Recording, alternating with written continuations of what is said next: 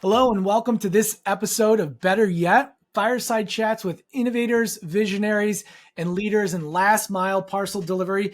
I couldn't be more excited at the two guests we have here today. Chris, Andy, welcome. Thanks for having us, Dan. Awesome. Joining us on this episode, Chris Guggenheim, the trailblazing CEO of Clearjet, and Andy Whiting, the always forward-thinking co-founder and CEO of Better Trucks. All right, gentlemen, we've got a lot to go through today. The theme and the topic for today's episode is unboxing innovation. We're going to talk a lot about how to apply new thinking to old kind of sticky problems in logistics and last mile parcel.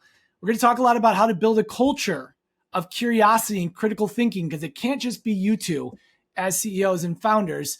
And we're going to talk about how technologies are accelerating all of that. How does that sound? That sounds perfect. Sounds like fun. Perfect. Well, before we dive into it, I want you both to introduce yourselves. Chris, I'm going to turn it to you first. Would you please give us an introduction? All right, yeah, thanks, Dan. So Chris Guggenheim, company's called Clearjet. My background is I've been in e-commerce since '97. I started when I was a freshman in college. I met Willie Nelson at a freak show, his family, and his granddaughter asked if I could help them with their website. I was a computer science major, and I said, yeah, I'd love to. And so I built the first willienelson.com website, and then learned that I would create a whole career of being a founder of businesses. And so that's kind of where I got started. Incredible. And I know we're going to dive a lot more into that, the background in Clearjet. So I think that's a good primer. Yeah, that's awesome. I'm Andy Whiting, CEO of Better Trucks, last mile delivery company based in Chicago, tech forward, building a new version of FedEx that we think can solve a lot of logistics problems in the modern e-com economy. Awesome. All right. So I want to start here. Both of you have extremely unique backgrounds that you bring kind of into logistics. So Chris, you mentioned e-commerce in the music industry. Andy, I know you've got consulting background. You've got technology, IBM. I want to ask you this. Thinking about one trait from those roles that you've brought into logistics as you both work to, I think the word disrupt is overused, but kind of rethink some old paradigms. What is one thing from your prior roles, and Chris, I'm going to start with you, that you've borrowed and brought into logistics that you think has helped Clearjet be so successful today?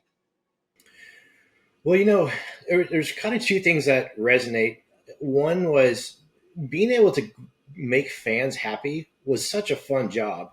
And fan happiness when they're, something they love, the music they love, being able to create a product that just, lit them up, was one of my early excitements and what can be. The second one that kind of resonates is when I would meet artists, they're some of the most creative people I've ever met. And they would be throw the outlandish ideas out there at me. And I'm like, hell yeah, let's go try it. And so I think if you look at my career, and I'd love to talk more about it, but I've created some pretty fun products that were from creative ideas, from conversations with creative people. And I like to think that helped me think about the world a little bit different. And, and as I face some of the challenges that a customer would run into, and a retailer would run into, an artist run into, it's let's think different about it. I love the concept of being curious. To me, I think that's one of the most great ways to look at, life and business. And so that's one. I'll piggyback on curiosity. Chris, I think a lot of my career, and I'm assuming yours, is kind of opening doors and then kind of seeing where they lead. And then, kind of going from there, right? It's what's behind door number 3, and just kind of keep going, and then, digging further and further because it's something that you're interested in. In customer happiness is, it's a great thing. Spreading that joy, I love it as well. Dan, you were going to say? I couldn't agree more, Andy. I was going to say, Chris, how does that manifest inside Clearjet? Is that you bringing an outlandish idea, or how do you go from maybe outlandish idea to actually testing and implementing to see the viability and the business impact of maybe thinking about an old problem differently? Do you have either an example or maybe a ceremony inside your organization on how you allow some of those ideas to flourish? Yeah, so I've always been a fan of Jeff Bezos' model around small team ideas and try anything and use like what he'd call the 70% right, 30% wrong is okay. And in Clearjet, there's a lot of that. It's we would try things. The pandemic really was. We're about 2 years old, but I learned a lot about what I'm doing now in the pandemic when the flights were all getting canceled but my vision was back actually started in 2020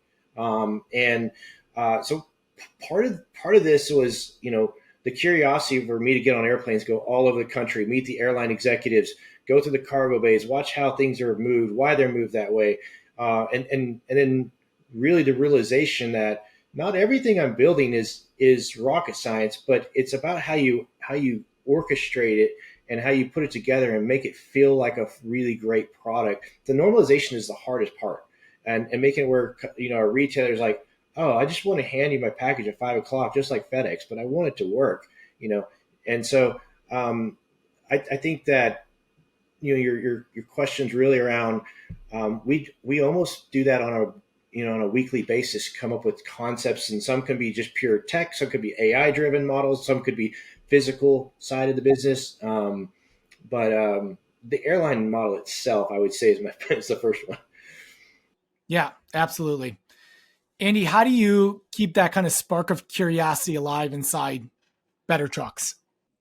Oh man, I think what Chris mentioned, some of the being 70% right, kind of where I always love the idea of, when you're comparing data and anecdotes, follow the anecdotes to understand what is really happening. So a lot of times you can be kind of confused by, maybe not confused the right word, but just like not getting the data right and using that to kind of do the wrong thing. So I think at an early stage, one of the things Chris was talking about was like making customers happy.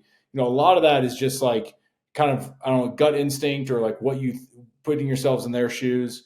So all of those things at the beginning of a company, you're kind of like open to any new idea as a consumer, and like what would you want, and then working backwards from there, and then you're kind of building those metrics or those KPIs around it on how to like continue to invest into those ideas. I think that I see a bunch of that every day when we're thinking about new features. It's not the best way to do it is to start off with a spreadsheet, because if you do that, you're never going to put anything new out into the world. You got to kind of understand from the customer's perspective, like, okay, how is this going to value the customer? And then like, let's make an argument for why we should invest in that, as opposed to, because if you start leading by spreadsheet, like no business is ever going to get built and customers are just going to suffer.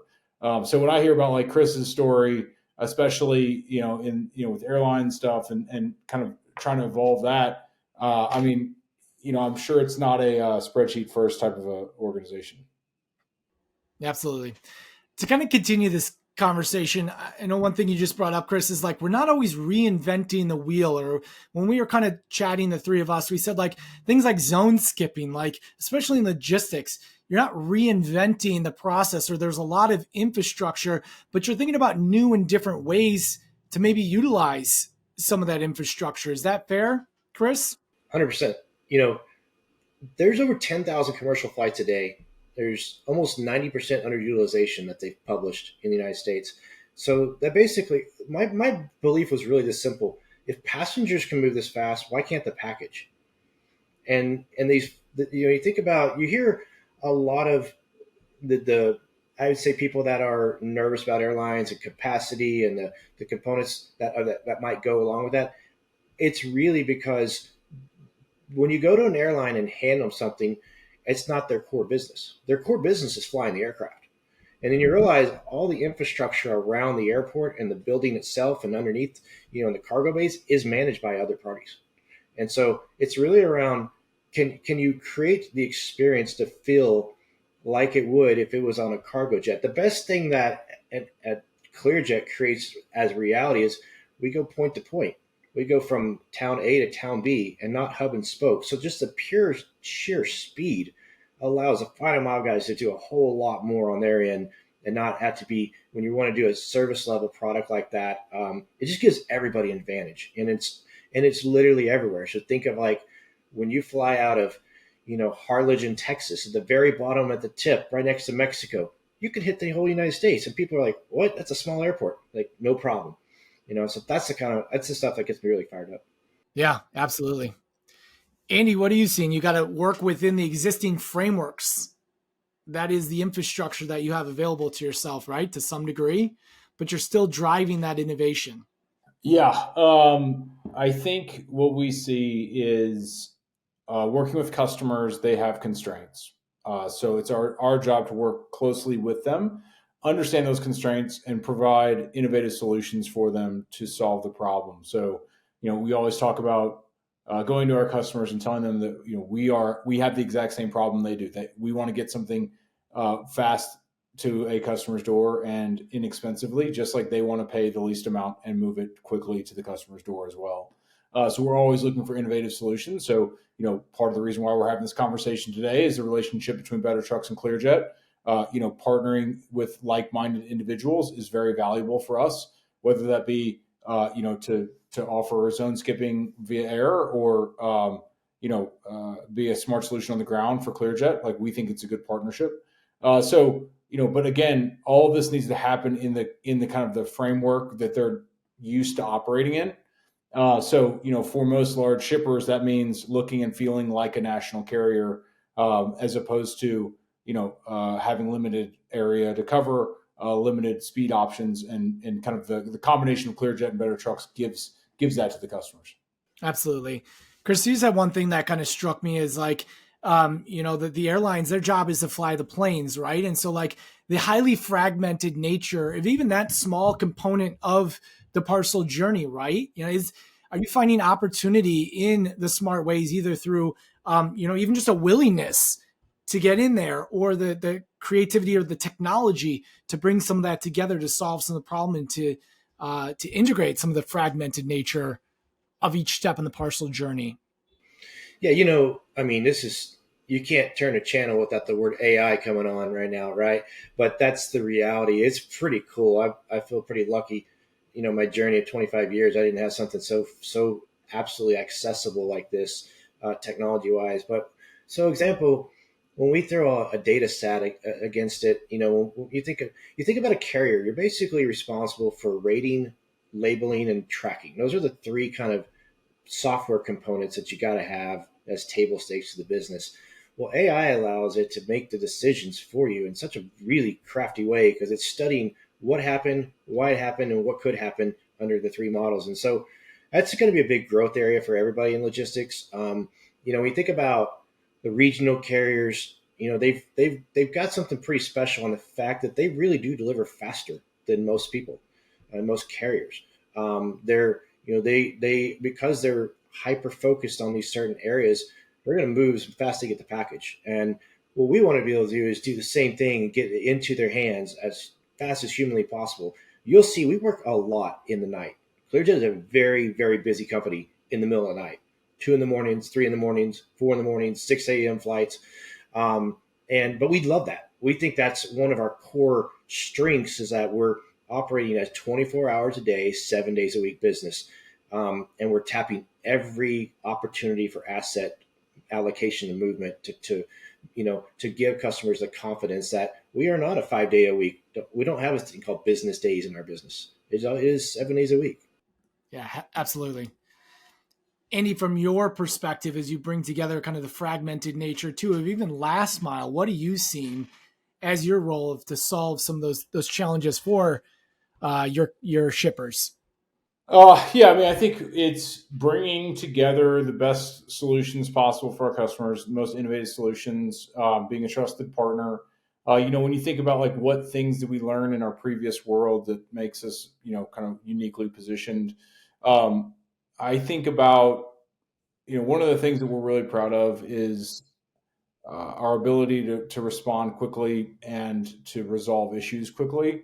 And that's just kind of built around, there's always problem solving in the logistics world. But coming together with solutions as opposed to just, coming together or not coming together with problems, but kind of like coming back with, like bringing new innovative ideas to the table, building custom software modules, tracking, kind of anything that's necessary for our customers. It's definitely something we work on and try to differentiate it.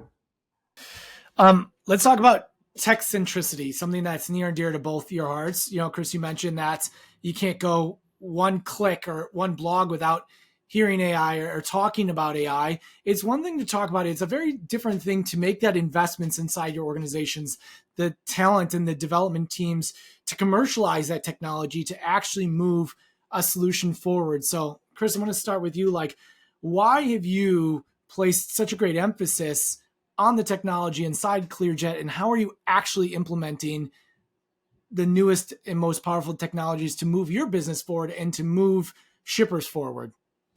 Well, so Clearjet OS is our operating system that it kind of goes to its job is to know where stuff's at. That's kind of the high level, right?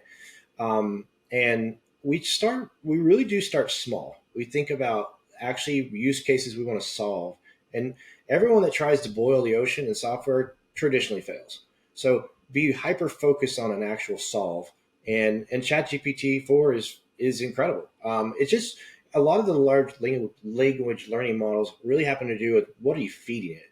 Feed it something that it can actually give you a result that's helpful, and then what do you do with the data once it's out? We're a young company. We're a 2-year-old company, so we're at the very cusp of what we believe it's going to be.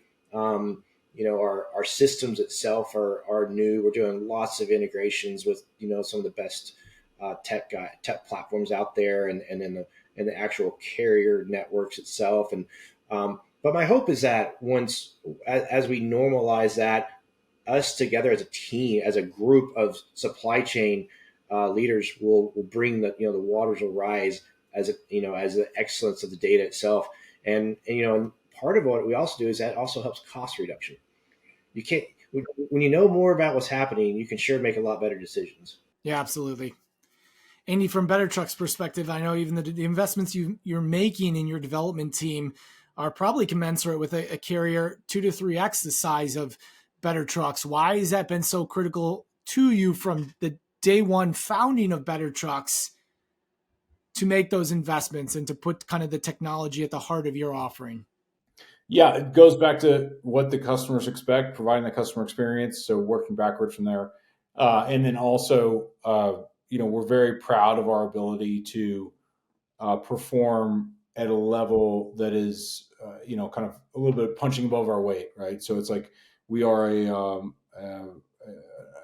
a regional delivery business, but we have national coverage, whether that's through partnerships or the scalability of our software. So a lot of that just comes with investment in software.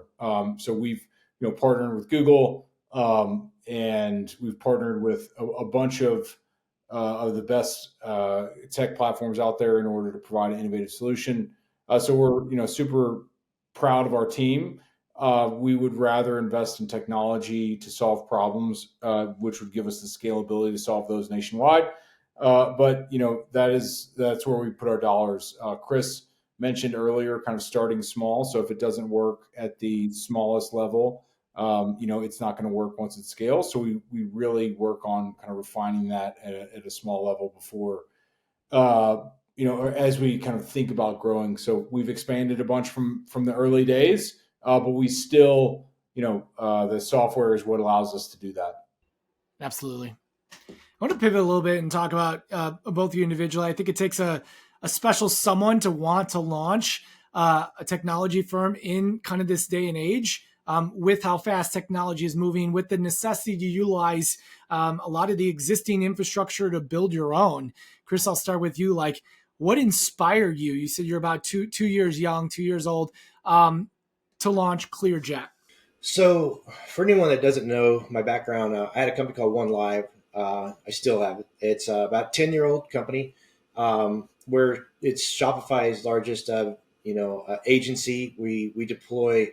We have about 1,200 Shopify Plus stores, mostly sports and entertainment. About 40 sports brands, and a lot of music artists that are just fantastic, and it's such a great business. But spending my time in that, I got two things that really resonated.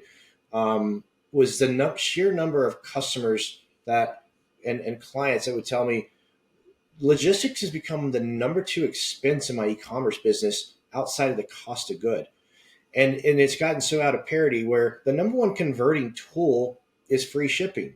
So when you're trying to sell something for free shipping, and UPS and FedEx, which I like the companies, it's the problem is it's out of parity with costs, what the consumer's willing to pay when they know they can subscribe to Amazon Prime and Walmart Plus and get free 2-day everything. And so it's a pretty unfair advantage for the retailer itself, to have to figure out how to pay for it. And then the expectations of it actually being fast is even a whole nother problem. When I started early on, we had 2-day products all the time because the price point for 2-day was reasonable. That's gotten so far out of where it was. And if you just look at the GDP of the country going up a few percent per year, and you look at the GRIs going, it's never been 3.94 and 0.95. It's always 10. And you look at the accessorials and you pull it backwards, and you can really actually see what the true increase in cost is. So at some point I was like, I first looked for someone that could fly stuff for me, and it didn't exist. And so I was, being an entrepreneur, I was like, well, then someone has to build it. I guess I'm the guy. I don't know. And, but that's the reason I did it. I had a customer, a fashion company in Los Angeles, humongous Shopify customer. They were doing 10 million parcels a year. At the time, they were using one of my UPS contracts, and UPS gave them, after a year, a 5-day cancellation notice, said account is not profitable enough. And the reason why is because the customer was only using 2-day for everything essentially east of OnTrack at the time, and giving OnTrack all to call it $4 and change business, which I understood from a business perspective. But it really told me, I was like, wow, you get 10 million packages and you get fired. So that was really one of the things that drove me over the edge. I was like, you know what? If they can't negotiate with UPS, nobody can negotiate with UPS, from a general consensus. And I understand that they want blended mixes and there's a formula to all of it, but that was the reason why I even reached out to the airlines. I started with the meeting with the United Airlines CEO of cargo, and he was the only person that responded to me saying he would take my meeting. And he invited me to a cargo party where I walked up to him. I was very happy that they gave me the invite. And I said, my customer and I spent $55 million UPS and got fired. And he put his arm around me. He goes, you and I are going to be very good friends. and back then what I didn't know, and I was curious, is why I was there, was why, number one, is there space on your airplanes? Number two, why aren't the airlines in the e-commerce space? That was my two big questions for him. And then he invited me to Chicago to present in front of his larger team, which I did. And a few weeks after that, this was again back in January 2020, before the pandemic. But it was an eye-opening experience because not only did he put the right people in the room, I could see it in their eyes. They've been talking about being in e-commerce for 20 years. But I didn't know at the time that airlines don't have the ability to run the business. That sometimes their cargo bay may have 2 employees. So you go there, and you go to this huge airport, and you think that there's more going on and more investment happening than actually exists. Incredible, isn't it? Mind-boggling that we started this whole episode with kind of unboxing innovation and some of the innovative solutions to those sticky, challenging problems, as you just pointed out, that have probably been around for 15 to 20 years, right? What do you think it is, Chris? Like, from your perspective as an entrepreneur, why isn't anyone tried to tackle it, especially if there's economic benefits to doing so for everyone involved? Is it fear? Yeah, definitely fear. I mean, and some have tried and unfortunately didn't make it. I think what I've learned, at least I believe, is when you think you can just create a software company, and there's obviously some fantastic technology guys out there. But you throw tech at something and then you realize, oh, wait, I have to actually be responsible for a physical package. And you can't just hope that someone else will do it for you. I think that's some of the misconceptions about, what Clearjet is. Clearjet has a lot of boots on the ground all over the country. It is a blend between physical infrastructure, human capital, and software. That any one of those three-legged stools, it will fail. Yeah. I think that's what we see as well, Chris, is it's not just software that makes this work. Anybody that says that it is, they've never had to, make sure a package gets there in the middle of the night. Like our business is 24 hours a day, and you can't just, hide behind this idea of like software and passing the buck. And I think that's where our customers see a ton of value in partnering with us is, you get the benefits of a forward leaning business. But then you also get the logistics experience of a team that is, hustling every night to make sure all the packages get where they're supposed to go across a huge surface area. I can only imagine what that looks like, in the airline space. 100%. I'm going to talk a little bit about this as we continue kind of that founding conversation. You both have navigated logistics firms through arguably one of the most tumultuous times in recent memory, quite honest, through, COVID and whatnot. So talk to me a little bit about how you've been able to maintain that agility and adapt through such rapid and massive changes. And was there one moment in particular over the last couple of years where you're like, we have to evolve rapidly or we may not continue to exist? Andy, we'll start with you on this one. Yeah, I'll start. Chris touched on it earlier. The UPS story of the large fashion brand, spending a ton of money and they get fired. I mean, I think what we've seen the past 3 years has been incredible, both highs and lows, large, high highs, low lows. But, the mission of providing a valuable service to our customer continues to be validated with all of the, the never ending just, slaps in the face from these big players. So you see, like, whether it's, a few years ago, it was like, we don't have the capacity because it's COVID and, it was just, everyone was told to get in line to, we have a labor problem, a labor shutdown and we're going to be, everyone's concerned about that, to now more recently, there's surcharges coming for some of even the most dense areas. So you got like UPS and FedEx talking about these surcharges into these super dense urban areas like in Chicago and New York and Philadelphia and stuff. And, that it's a never ending like reminder to our customers that they need to be looking for alternatives because, and back to Chris's point with like the 5-day notice, it's like, you spent $50 million with us and you're only giving us 5 days to solve the problem. Like it's not even a relationship. It's it's like you're dealing with the power, like the power company, the utility. So it's like, you're not co-creating, you're not working together to solve something. You're not, it's not it's just a take it or leave it one-sided thing that everyone is seeing. And whether it's labor or COVID or, all sorts of supply chain unrest or it's a never ending slap in the face. So that is validation for us to continue. We obviously lead with customer experience and technology, but also at the end of the day, we're operators doing a good job for our customers. 100%. Well, the pandemic itself, at the time I was really, operating One Live at the time, that my e-commerce business. And we have a fulfillment center. We have we're here in Austin, Texas. We have we're in the fulfillment space. What was the hardest for us at the time was that almost a half our business, about 40% of our business, was tied to live events.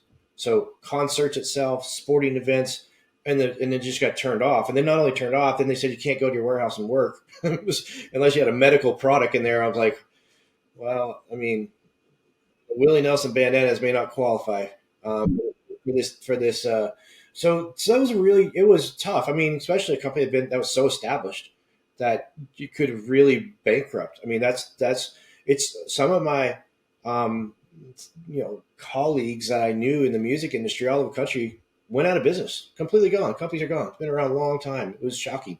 Um, we stuck it out. We didn't even lay off a single employee, but it was not easy. It was very difficult. But I will say, our e-commerce revenue spiked. Our fulfillment and tour related fulfillment disappeared, and then when the balance was still too far down, but we started launching a lot more this shipping model. My idea originally, obviously, was when I met the airlines that go in the air, and so we started trucking the packages, and we were just trucking them all over the country. And that company I mentioned earlier, we trucked it from LA over to the East Coast and on OnTrack's network, and that was kind of the genesis of the business. What I learned in that business, though, it's the learnings that help you create a good or a bad company, if you can recognize them, of course. What I learned in that experience was underutilization costs of a line haul truck can kill a company. When I had that customer, I was moving, packages from LA to Chicago, one to New Jersey, one to Dallas. So it's basically 3 routes. And what I discovered during this process was, a Tuesday with 50% full to Texas, or another one to New Jersey is somebody has to pay for the whole truck. The truck has to be paid for every single day. And that was one of the biggest eye openers, because I saw millions of dollars of trucking expenses that they weren't tied to the package anymore. It was just like, you have to pay for that to move the product. And that model right there was a big reason why I was like, okay, underutilization cost is a really tricky one. And you can't use LTL. LTL is so slow that customers, if it takes 3 days to go from LA to the East Coast if you have team drivers. So you think about that cost, which is basically a premium product. And then the other option is a single driver. Then they have laws that make them stop. And then the worst of that is LTL, and it has to go between routes. And there's not really much that's direct point to point in the LTL as well. So at least it gave me a perspective. Okay, well, maybe I just need to be really efficient in the air, but it will be linear 1-to-1. There won't be an underutilization cost. While it might be more per pound, but that's only if you're comparing a full truck. The moment your truck drops in volume, it's kind of game on. Yeah, that's so interesting. I think one of the themes I'm picking up on, both Andy from you and Chris, is like, Andy, you said it, like the working with your customers. That's so much. It's the waltz, it's the dance, right? It's not only you on your side as the carrier, but then working hand in glove with the shippers to come up with those innovative solutions, depending on where their network is, where their footprint is, what the pickups and drop-offs is, right? And it becomes very tough if that's one side and transactional, as it is often with some of the nationals, versus, both of you, kind of the size that you're at, the willingness to be flexible and adaptable. Is that fair? Yeah, totally. I think, and the nimbleness of partnering with something like Clearjet gives us that ability. Like I was just thinking through, we do a lot of, we have a number of companies that we service not only from their fulfillment centers, but also from their stores where they do fulfillment. And so we have one retailer that has about 20 stores in our markets, and they ship from, let's say, Minneapolis to Austin, Texas on our network, or Minneapolis to Nashville, not just from their distribution center through our network, but also from one city to another city in our network. And if we still need to maintain the right speeds for our customers, and we need to maintain, kind of our utilization in a good way. Make sure our trucks are utilized well. And so partnering with Chris can help us with that. When we have things that need an LTL like speed, but we may not have a truck going on that route for 2 or 3 days, we can leverage Clearjet to get from Minneapolis to New York, for example, in an afternoon, and meet the customer SLA or exceed the customer SLA, and provide some delight for that customer, which gets us that's what our shipping customers expect. So again, like you said, just bringing those innovative solutions, partnering with the right people in the industry gives us a big leg up. Yeah, 100%. All right, I'll kind of give you one more, and then we'll get you out of here on our final question. So we talked a lot about that curiosity and that critical thinking. How do you imbue that throughout all kind of fabrics and layers of your organization? So it's not just you both kind of driving that, but it's folks kind of bringing that type of thinking throughout every decision that you're ideally generating for your clients and customers. I think the most important thing for encouraging that type of, kind of encouraging that behavior is encouraging the bias for action. So, not to take another one of the Bezos principles, but, encouraging and supporting, like anytime anybody's doing something that is, leans towards action over inaction, it's like you have to reward that and celebrate that, right? It's not oh, that was a bad idea, and you did it too fast. It's, okay, what did we learn from that? I'm glad we executed on that. We learned faster, and like, let's, kind of iterate and iterate. In the startup world, you're always trying to, find perfect product market fit. You're trying to please those customers. And so, the biggest thing that I'm proud of our team for doing is, responding quickly to issues, providing, solutions for our customers. And anytime you're doing that, putting the customer first and doing so in a way that is, kind of with speed, that's super critical, and we celebrate that. So celebrating those types of things is imperative to build a culture to where people know that they're not going to get, in trouble for trying a new thing, as long as it's, kind of with the best principles in mind. And so, yeah, that's one of the ways we encourage it. Love it. So I would say, if you look at the people that I hired, my first hires were all from Southwest Airlines. So what I really got excited about is, I'm a big Herb Kelleher fan. I loved his book around just, building culture around the company. So I felt like I had a head start with that, just as the fact that I was getting some of that kind of culture in the company. And then on the other side, I started hiring FedEx guys. And these are guys these are operating execution style, relentless, execution. And the blend between them, I think, creates something pretty special. Being an entrepreneur and a founder, most of what I'm doing is pushing the envelope on thought process, and saying and I'm a big fan of questioning everything, and I empower everyone to question everything. They can question me. It is open forum. Tell me what doesn't make sense. And you have some people from an airline perspective, they were there 30 years, and you got guys from FedEx that was there for 30 years. And it is fun to watch the interactions, because they can be so drastically different, but both domain expertise coming together. And at the end, they both care a whole lot about the customer, which is super cool. So I think it's been a part of it. And, being a founder and hiring guys that came from the really big, large corporations, they took a big gamble. They jumped in the boat with me. We all have little oars, and we're trying to go upstream here. But it's been enlightening, and I'm having a blast. But I really appreciate you letting me come on this and have a chat. Amazing. All right. On that note, I'm going to get you both out of here on this. This podcast is called Better Yet for a reason. We believe the best is yet to come in Parcel. So Chris, I'm going to start with you. Then Andy, I'll go to you. What are you most excited about when you think about this particular space over, let's say, the next 9 to 12 months?